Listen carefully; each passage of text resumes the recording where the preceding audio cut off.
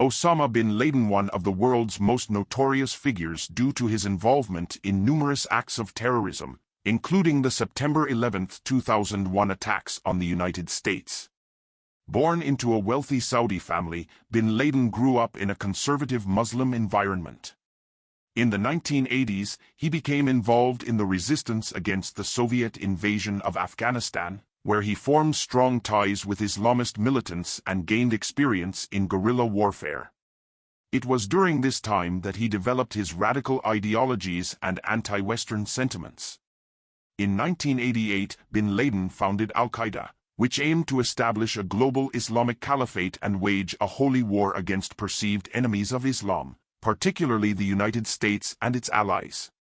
He saw the presence of Western forces in the Middle East, especially the U.S. military presence in Saudi Arabia, as a major grievance. Bin Laden's most notorious act was the orchestration of the September 11 attacks, in which 19 Al-Qaeda terrorists hijacked 4 commercial airliners and crashed them into the World Trade Center towers in New York City and the Pentagon in Arlington, Virginia. The attacks resulted in the deaths of nearly 3,000 people and caused widespread shock and horror worldwide. Following the September 11 attacks, bin Laden became the primary target of a global manhunt led by the United States.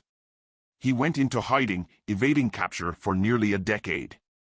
In May 2011, U.S. Navy SEALs conducted a raid on his compound in Abbottabad, Pakistan, and bin Laden was killed in the operation.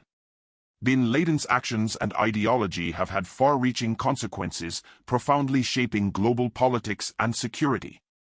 His extremist beliefs and acts of terrorism have been widely condemned by the international community.